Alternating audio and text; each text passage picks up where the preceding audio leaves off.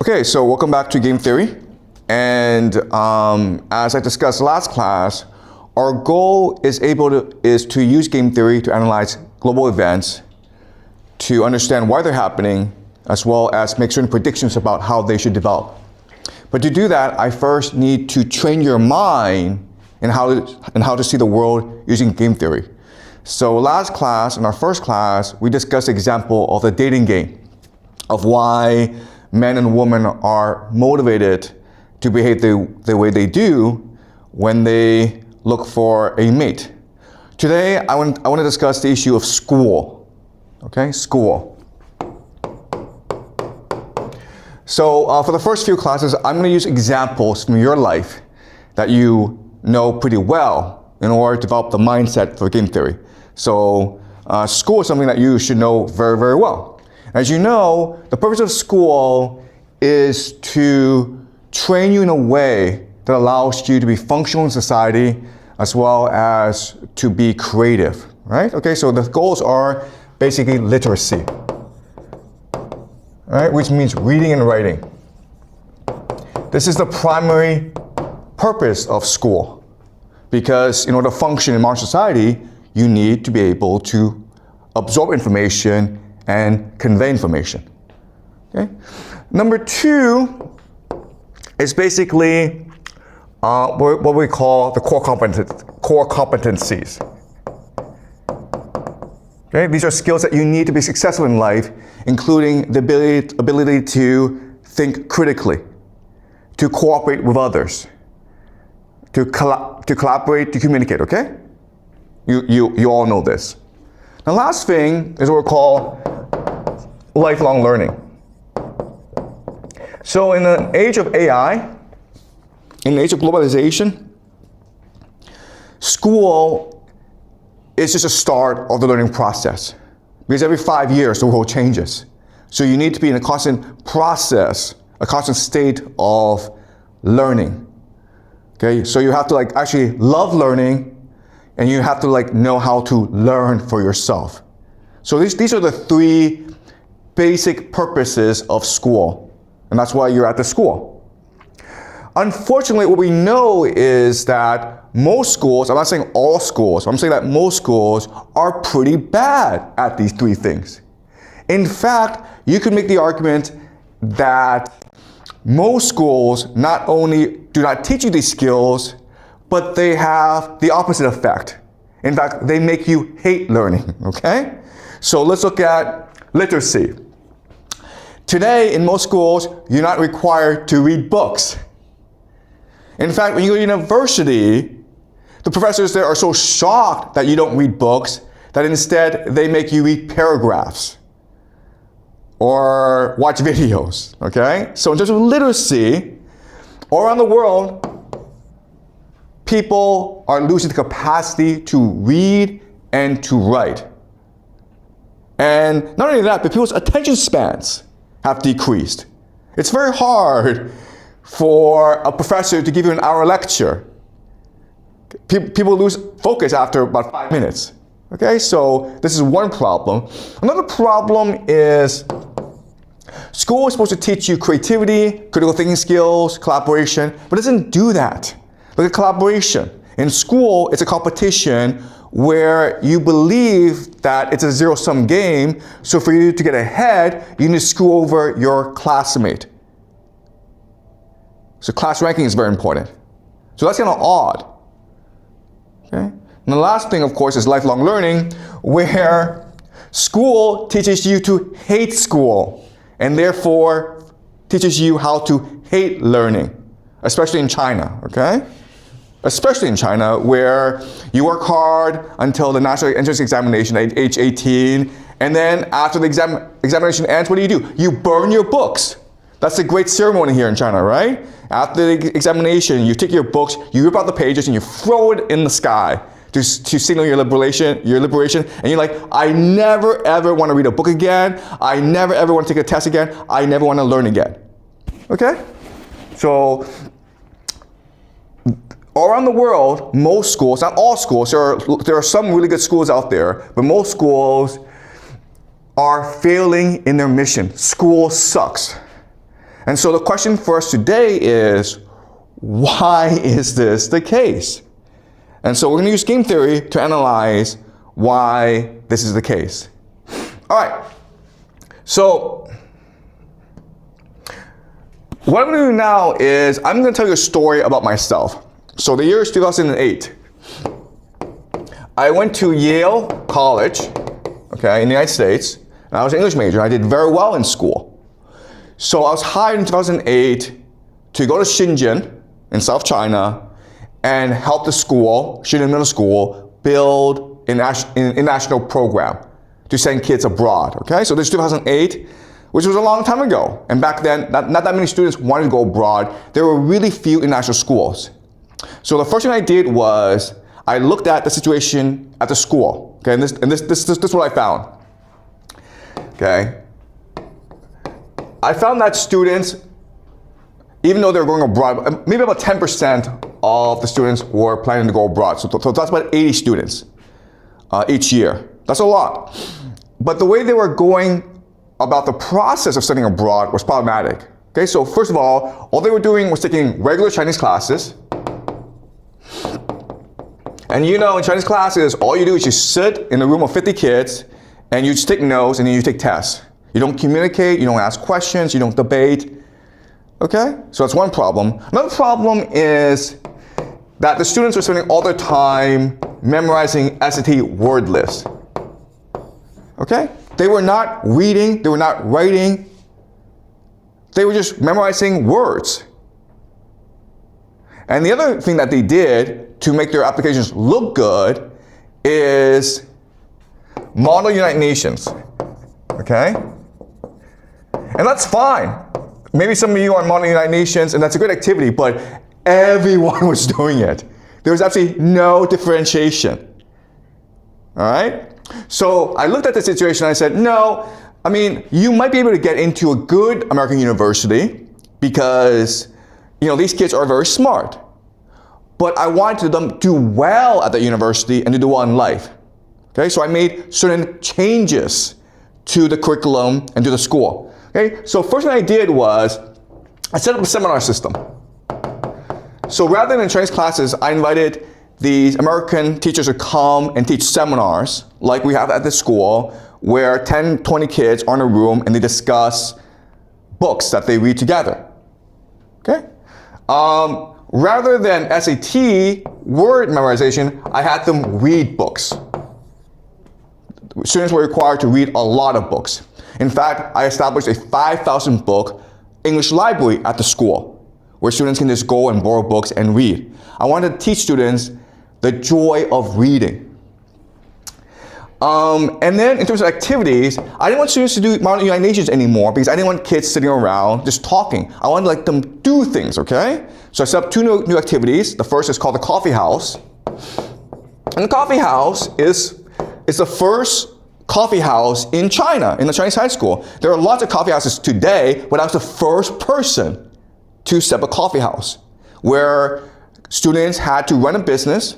They had to work as waiters and provide good service to customers.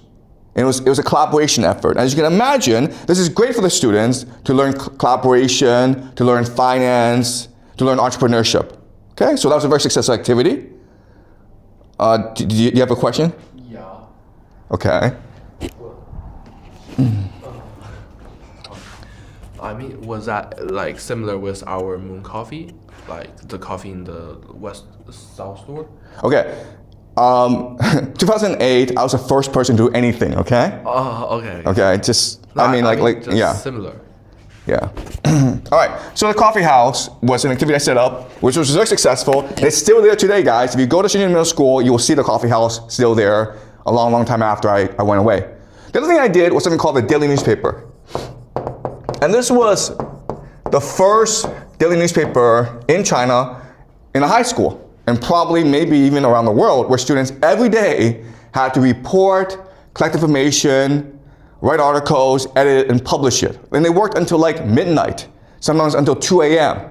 And then at 7 a.m. they had to get up and deliver the newspaper to all the students. And these were two very successful activities. And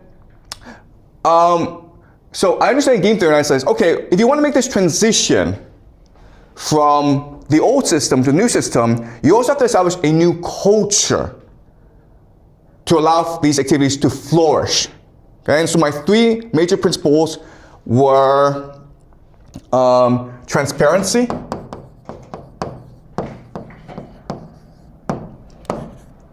innovation, okay, transparency, innovation, openness. And so my idea was this: rather than set up a curriculum that was perfect, it would be a curriculum that would evolve over time.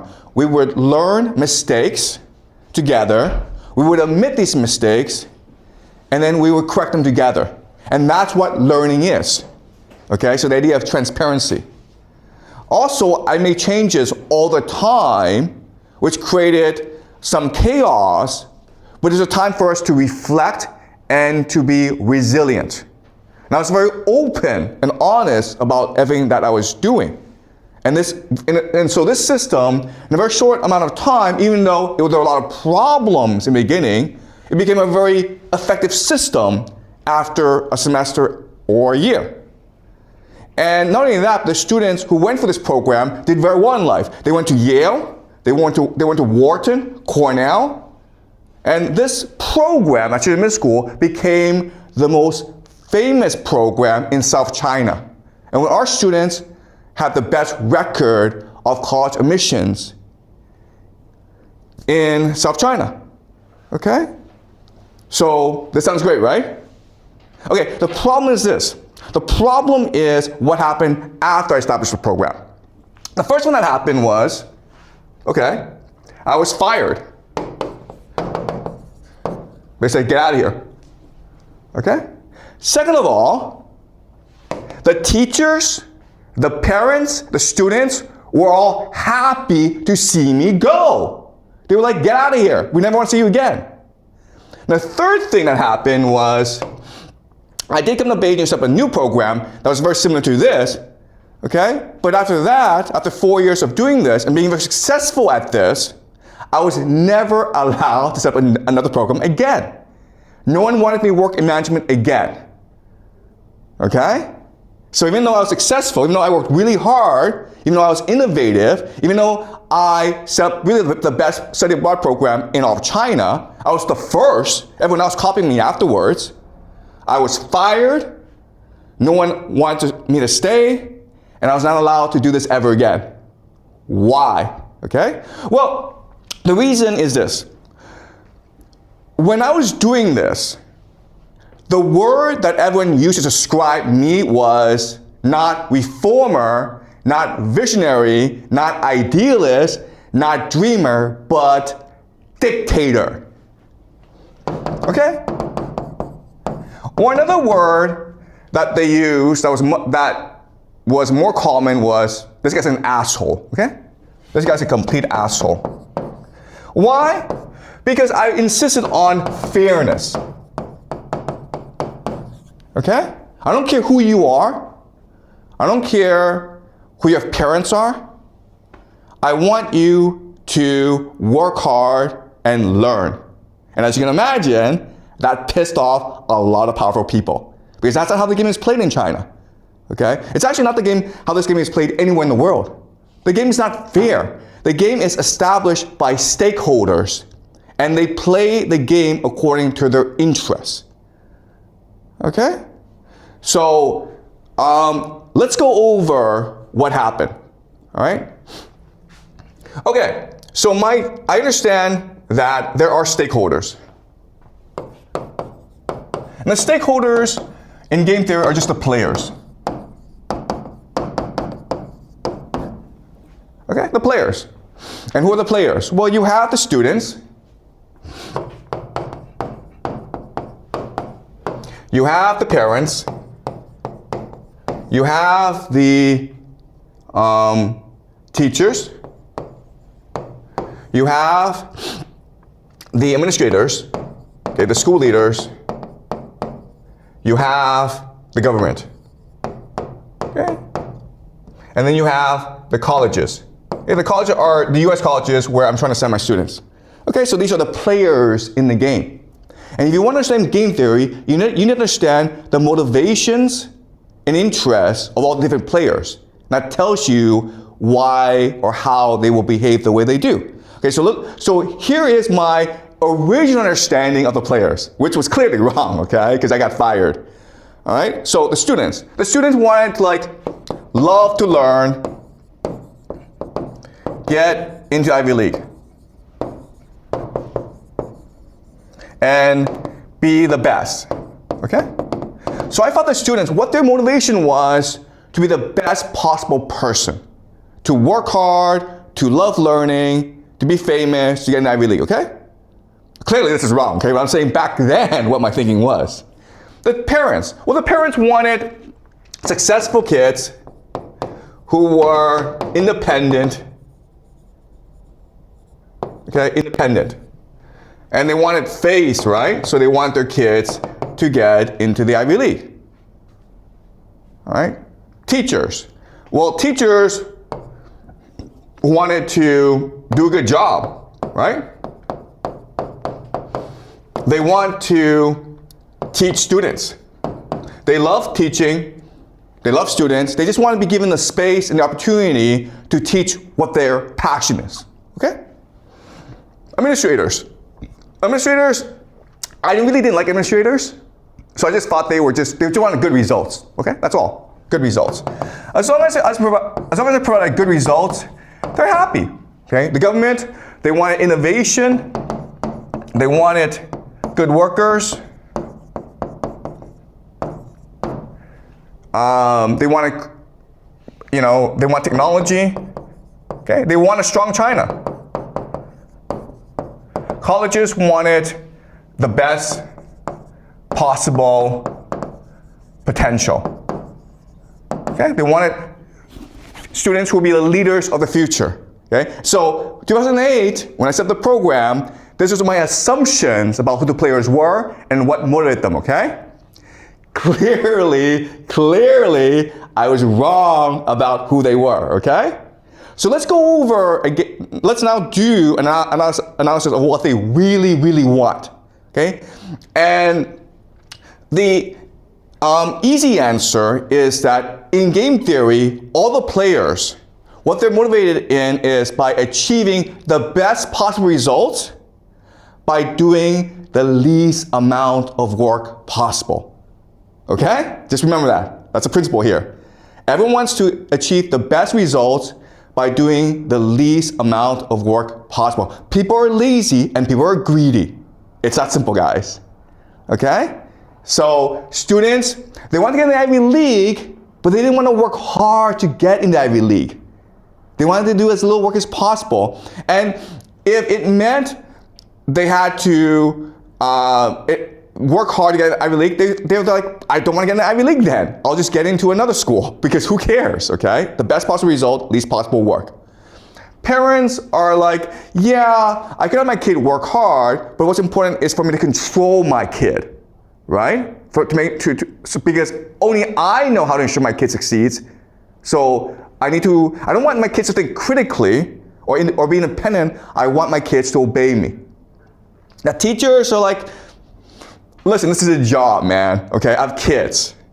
I don't want to work hard. I just want to come to school, do what I'm supposed to do what is minimally required of me to collect my salary, and then go home. I don't want to teach my passion because I don't have any passion.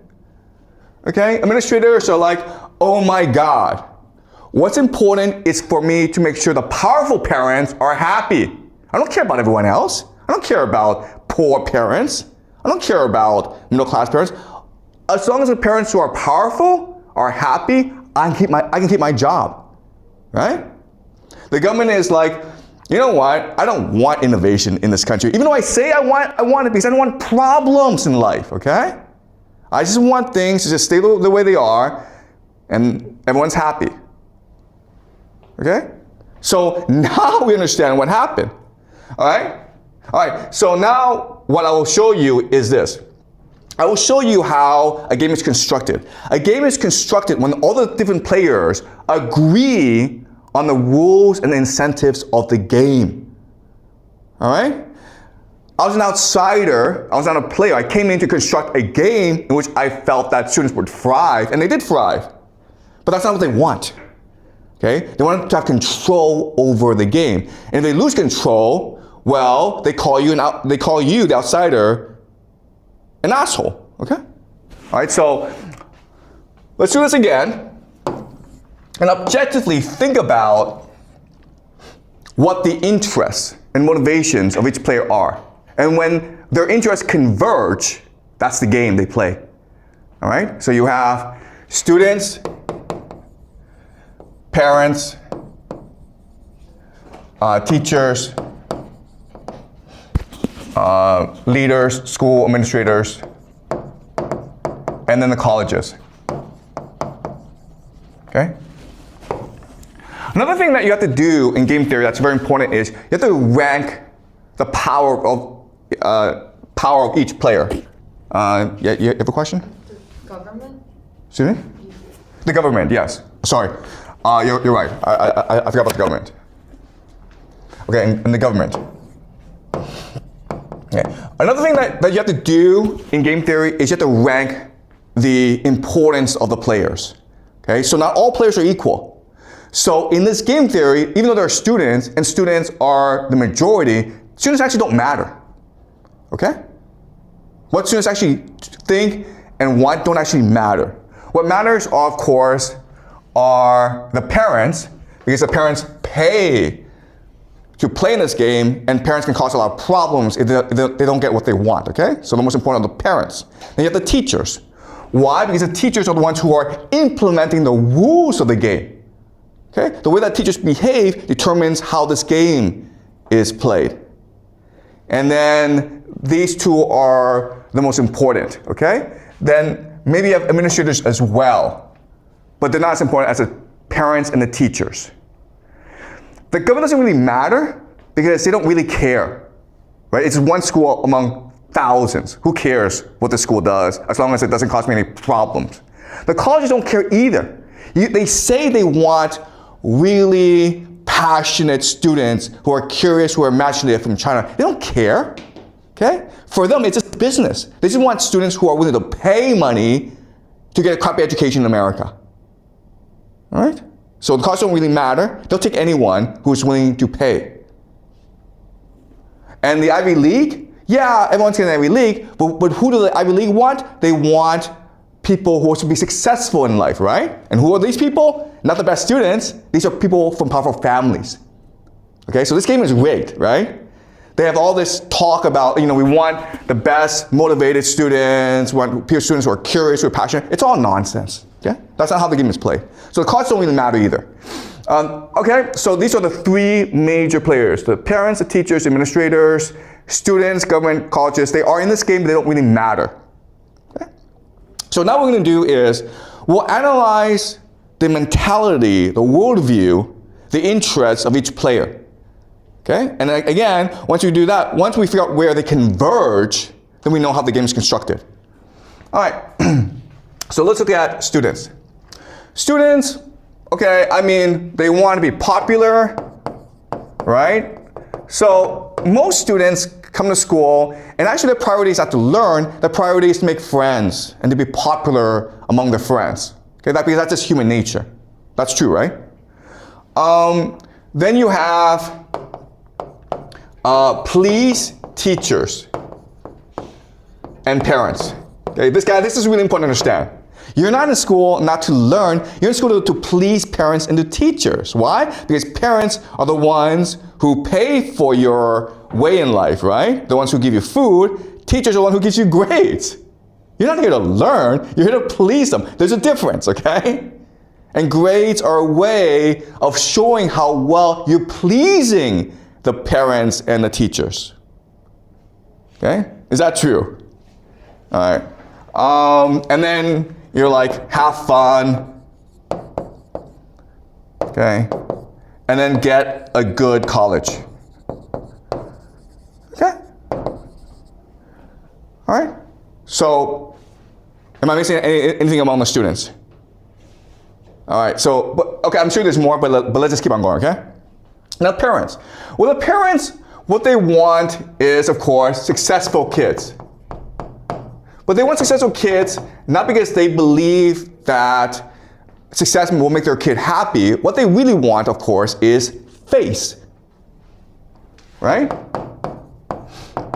They want their kid to go to the Ivy League, and they don't mean the kid of the Ivy League provides a good education, or their kid will be happy at the Ivy League. They just want to brag to their relatives and their friends and their colleagues, my kid is at Brown or Cornell or Dartmouth.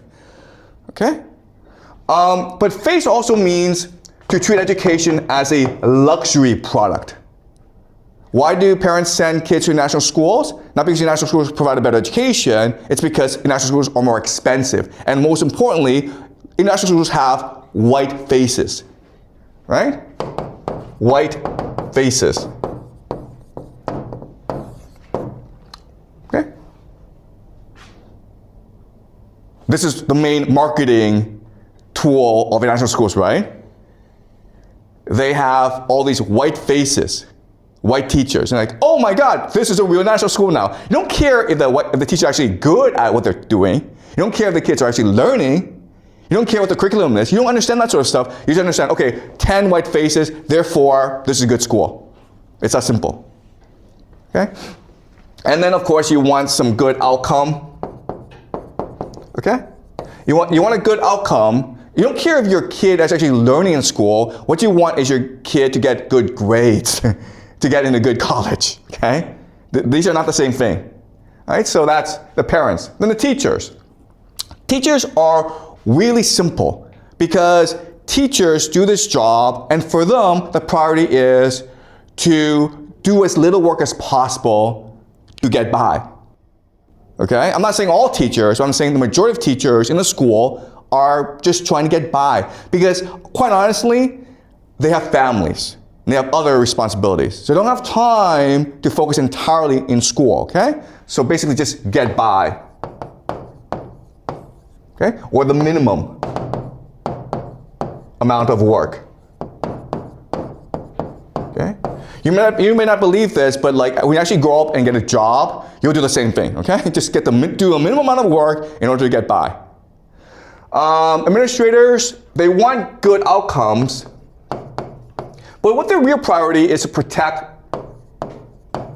relationship with parents. Okay? Just give parents what they want. Okay? Their job is to sell the school, so whatever parents want, you just give it to them. And administrators also, by the way, have families. This is a job for them. They also just want to get by. Okay? They're not trying to build the best school possible. They're not trying to change the world. They're not trying to educate students. They're just trying to get by. Do the least amount of work in order to get by. Government is, okay, they say they want innovation, creativity, technology, but really it's just like no problems, guys. Okay? As long as you don't create any problems for us, we're happy with you.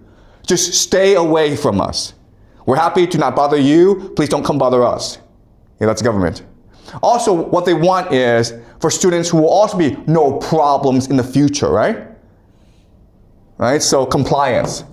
So as long as schools are teaching you how to obey authority, how to comply, how to do what you're told, they're happy. You're a good school. Okay? Colleges, again, just want the money. Okay? That's all they care about.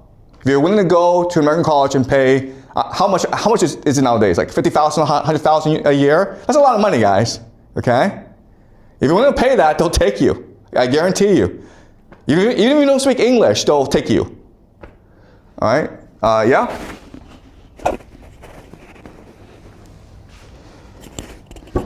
So you mentioned that earlier, like the purpose of education are that three things, but now schools don't do that. So what caused the transformation? Yeah, that's a really good question. When and also. Yeah, okay. So what we discussed last class is the idea of superstructure, right? Superstructure. Sorry. Superstructure is just the macro picture of a society. It's demographics. How many people are there? It's economy. It's politics. It's religion. Okay, and we discussed how societies are born, they mature, and then they die. Okay? So there's actually another way of understanding this. You can actually use 3 metrics to understand how societies develop, okay? And these 3 metrics are cohesion, openness, and energy. Okay? So what is energy? Energy just means you want to work hard. Okay? You believe, you're motivated, you're driven, you work hard all the time. And working hard just doesn't mean like you work 12 hours. It just means like you're focused, you're attentive, right? So for example, if you're working at a restaurant as a cook, you want to make a really good meal. Okay, you're energetic about it. Okay, does that make sense? That's energy. Okay, so openness just means that you want to learn, you want to grow. You're willing to admit you made a mistake and improve on yourself. Okay? And the last thing is cohesion, where you see yourself as part of a society, part of a community of people. And you want your community to grow as well. And when you have all 3 things together, the schools are great. Okay? And so, for example, go to Finland. It's a small country, maybe about 5 million people, but the schools are amazing. Why? Because Finland is an energetic, open, and cohesive society. And when you're that, what you want to do is invest in the future.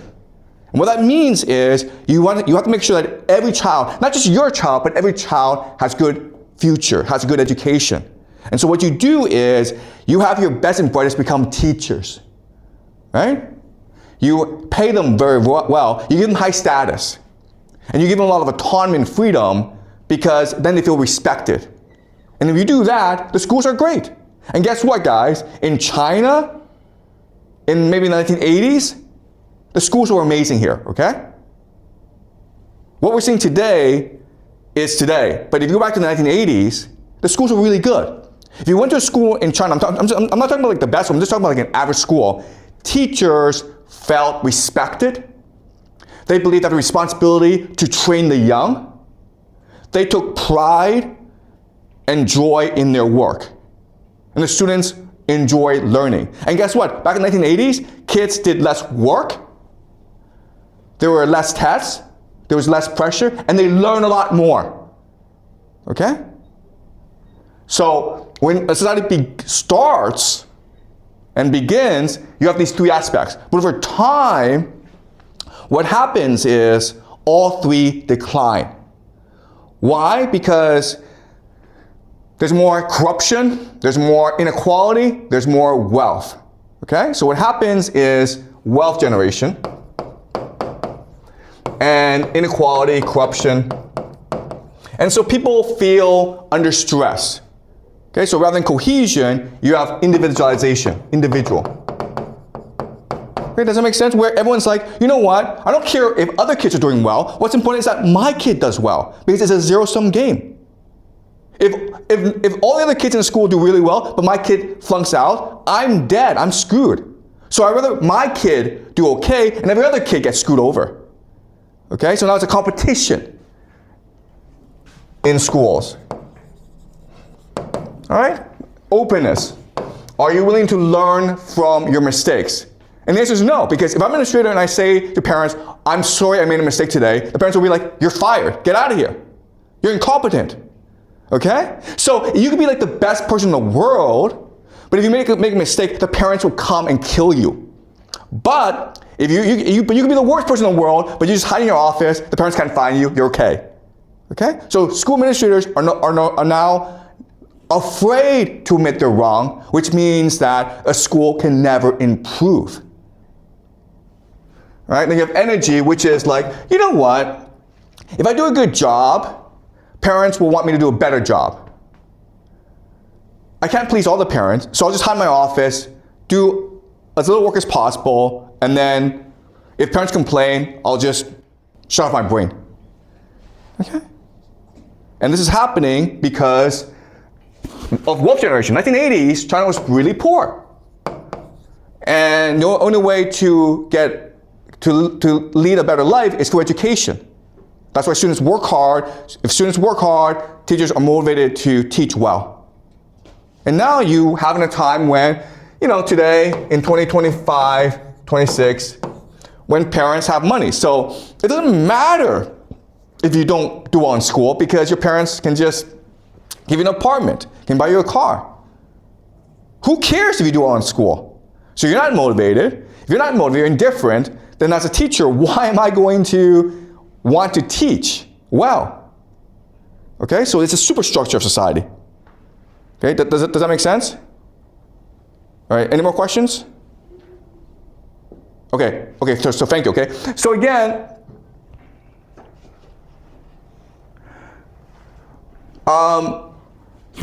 superstructure determines the motivations of the players. And where the interests of the players converge is the game that you have. Okay? All right, so you go back to this list, and what we're seeing is parents just want white faces. Okay? Sorry, white faces. And they want successful kids, which means good grades. Okay? Teachers just want to get by and do as little work as possible. The administrators just want to protect relationship with parents, okay? And so when you do this convergence, this is what the schools look like now. Okay? Schools in China. International schools in China, by the way. And again, this is like the majority. I'm not saying it's every school, but I'm saying it's the majority, okay? What you have are white faces, easy grades, right? It's really easy to get a good grade, all right? Some top students, these students are given scholarships, and then they're sent to top universities, okay? Then you have lots of cheating, okay? And high turnover, where students leave, teachers leave, but new ones come in, so who cares? Okay?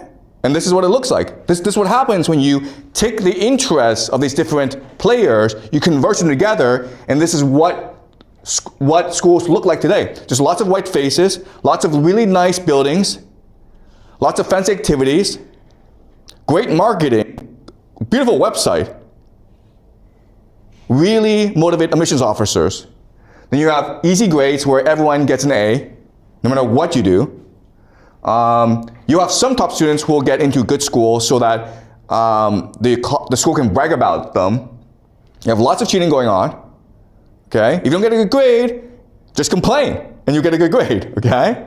So that happened to me at the school where I tried my first year to give fair grades. Okay? And a fair grade is not like I give you a 20, I give you like an 80. And students complain about me. So I'm stuck giving them like a pass-fail. Right? So it's not hard for students to get to pass. If you don't like a teacher, just complain, and then the teacher has to change. And so now you have high turnover, where teachers feel stressed out, and where parents are never happy, and where students don't care. Okay? Does it make sense? This is why schools suck. And I'm saying they suck not just in China, not just in other schools, but in most places around the world. And it has to do with the superstructure of society. Okay? But I mean, like, the point of today's class is not like schools suck, don't go to school. The point of today's class is we're trying to analyze why schools are the way they are. And one way to analyze it is by figuring out at what point, okay, do the different players converge, right? So think of, you have different sets, right? Okay, parents, teachers, students, government, colleges, okay? And their convergence point is the game they play. Okay? Now, what's important for us to understand is that there is actually a lot of room to this convergence point. So it's possible to do reform, but only within a subset of this convergence point. Okay? So my problem is, back in 2008, I was like, you know what? I'm gonna set up a new universe, my own world. I'll make up the rules, I'll be God, and you just have to play the game I tell you to play the game, okay? And that's why everyone is like, you're an asshole. Okay? Whatever you do, whatever game you set up, has to be within this convergence point in order for players to accept it, okay? And this is true for everything. If you want to implement political reform anywhere, you have to figure out where the different stakeholders converge and figure out how to move the stakeholders from one part of the convergence point to another part of the convergence point, okay? This slow, incremental reform. Okay, does that make sense? Okay, any questions before I conclude?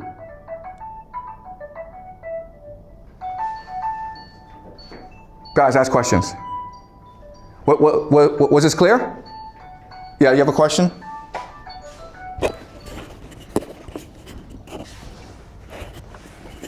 So in the future, will we learn more about how do we find out what causes different stakeholders to have different interests? Like in the future, it's like not really. Okay, yeah, that's a really good question. So thank you for asking, okay? All right. So the question is, where do the interests of these different players come from? Okay? And I mean, the easy answer is the superstructure of society. Okay? People are responding to their culture. But in game theory, what I want to teach you is that it's because they themselves are playing different games. Okay? So let's look at parents. Okay. Parents have different identities. They are family, they are colleagues. Okay? And depending on their identity, they're playing a different game. All right? So what does family mean? Family means that you might have brothers, right? Brothers. What do brothers do? They compete against each other, right? You have 3 brothers. You want to prove that you're better than your brother. How? Well, by having more money, by having better kids, by having a more beautiful wife. Okay? That's a game they're playing. Right? But then you have colleagues. You have colleagues. And the game you're trying to play there is to get along with your colleagues because that's what ensures your success in life, okay? So you need to make sure that your child, no matter how he or she is educated, is able to become friends with the sons and daughters of your colleagues. Okay? So, because this is what ensures success. All right, and so there are other games as well. But you understand this, right? You understand how parents, so calculation isn't just like, I want my kid to be successful. No, you're thinking about how to play different games and be successful in other games, right? Because if your kid becomes very successful, but not in a way that pleases the colleagues, you can be thrown out of the game, okay? The thing that people fear the most is the idea of ostracization, okay? Or basically just exile, where you are no longer part of the group. They kick you out as a player, okay? That's what people are afraid of. And that's why people are motivated by what they do, because they're trying as hard as possible to play the game and get along with the other players, while at the same time competing against them. So it's a weird psychology, okay? You're trying to beat them, at the same time, you don't want to piss them off and get thrown out of the game, okay? And this is what prevents the idea of cheating.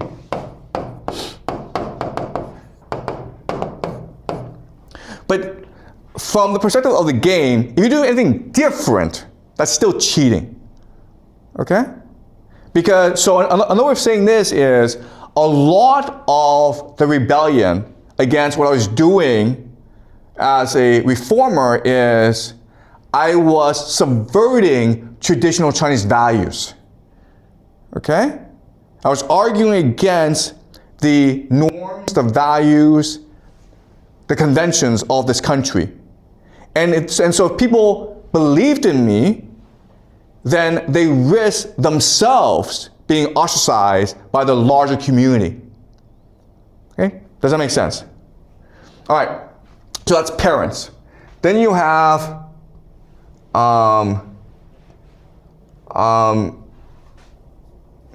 right, okay, but students, right? So students, they're trying to play a game where they do well in school because that ensures a good outcome. But at the same time, students play other games as well. So for example, a friendship game, right? Which you're trying to have as many friends as possible. You're trying to be popular in school. That's another game you play. You're also trying to please your parents, right? Because by pleasing your parents, that ensures that you have an easy, comfortable life. In fact, you could argue that of these three games, pleasing your parents is the most important. Then comes having good friends, because that will also ensure your success in life. And the game that you care the least about, that matters the least, is actually doing well in school, learning in school. Okay? Does that make sense? So game theory, it sounds easy, but it's very, very complicated because we're complicated individuals. Each one of us has different identities, has different motivations, and has different outlooks. And also, what's really important for us to understand is we're always changing as people, okay? So the way that you behaved in kindergarten is not the way you behave today in high school, and it will not be the way you behave when you enter society. You're always changing because the game's always changing, and you must adapt to new games that have different players and have new requirements, okay? So that's wonderful about us, where we are easily adaptable, where we are resilient, okay? But we are always changing according to the game. And we are, who we are is often determined by the nature of the game, okay? So you could have come into school wanting to learn, being creative and all that, but eventually you recognize that that's not really rewarded in school, all right? Getting along, having lots of friends, doing, helping other students cheat, that's rewarded. And so you adapt to the game. And that's why you behave the way you do, okay? And if you actually go back and think about everything that you did in school, the answer is you're responding to a certain incentive or rule of the game, okay? And that's what we need to understand about game theory. Game theory, it's not about ideas, it's not about ideals. It's not the way things should be, it's the way things are. And the way things are determined by who players are.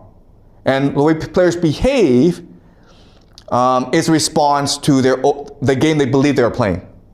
Okay, does that make sense? Okay, so thank you. Any more questions? Okay, great. So we will continue this next class. Okay.